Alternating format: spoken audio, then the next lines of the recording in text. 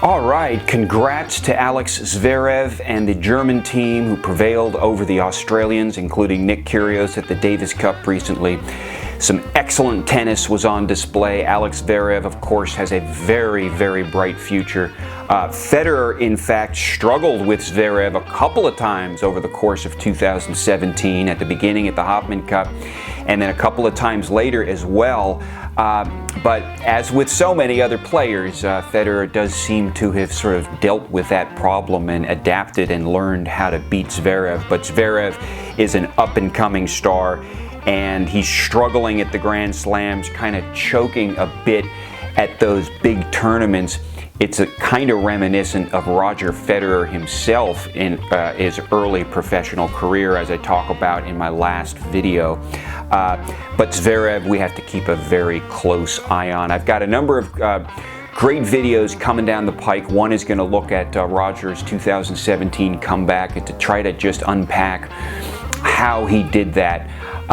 I've got other videos coming where I'm going to do live commentary on matches later this month. It's probably going to start with Dubai.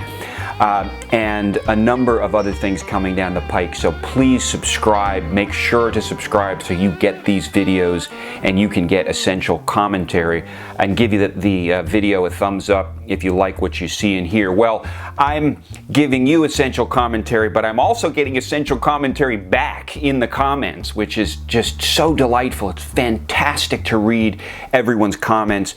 Well, not everyone's, but you do have the trolls, who are in the extreme minority, and we may talk about one or two of those today. But today I did want to look at some of the great comments that I've received, in particular in response to the video about Roger being the greatest tennis player of all time, where I enumerate 5 factors why Roger is the greatest tennis player of all time. Well, one viewer, Anirudh Komanduri, asks, what about the weak era theory, which is an idea that has been around for a while and that seeks to kind of discredit the notion that Roger's the greatest of all time by noting that, as Komanduri says, that Fed got to play a weaker set of players when he dominated and thereby had a relatively easier Grand Slam wins compared to the eras of the Nadals, the Jokers, and the Murrays.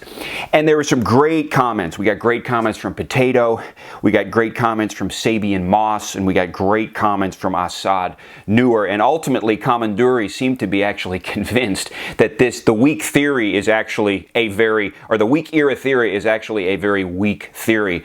But here's why. I mean, we have to kind of break it down into the different eras. When Fed was coming up in his early professional career, from say 2000 to 2003, 2000 to 2004, basically. He was having to do business with a certain set of players, and we need to ask, whether in that period it was very competitive for him. And then, of course, there's the later era when he rises to dominance after 2004, say 2004 to 2010, and then there's the sort of Big Four era, and now we're into another era. But in that initial era, when he was rising to dominance, who did he have to deal with? Well, the competition was not too shabby in that initial period, folks. Andre Agassi was playing against Roger Federer on many occasions and whooping him, beating Roger Federer until the Tour Finals in 2004. Federer could not figure out Agassi. He could not really figure out Lleyton Hewitt either until late in the process. Lleyton Hewitt was a very strong, hard-hitting tennis player.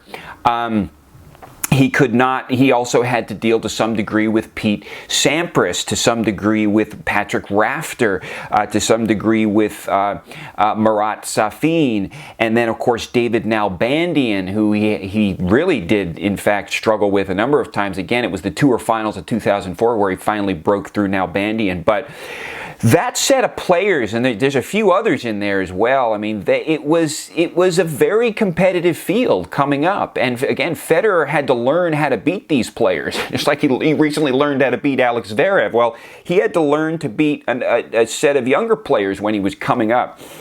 As to the second era, the 2004, say, to 2009 period, basically, or 2004 to 2008 about, You had Nadal coming out of the woodwork right as Federer rose to dominance. No sooner had Federer reached number one than Nadal, at 17 years old, comes out of the woodwork and beats Federer. Now, Federer was suffering from a flu, and he was not 100% on that in that match. But Nadal came right up. Djokovic was coming up as well. Won his first Grand Slam in 2008. Nadal won his first Grand Slam in 2005. And then Murray comes into the picture. And then by 2010, 2011, I mean, we're into the era of the Big Four. And I don't know. I mean, I don't know what kind of stretch of the imagination is required to argue that during the Big Four period, there was weak competition. I mean, to the contrary, it's the strongest competition that players have had to face in the history of tennis. And that's what one of the commenters noted. And then finally, we're into a new era now. It looks like a Federer Renaissance era where Federer has come back in 2017 with a new kind of revamped game and is beating Nadal with incredible consistency.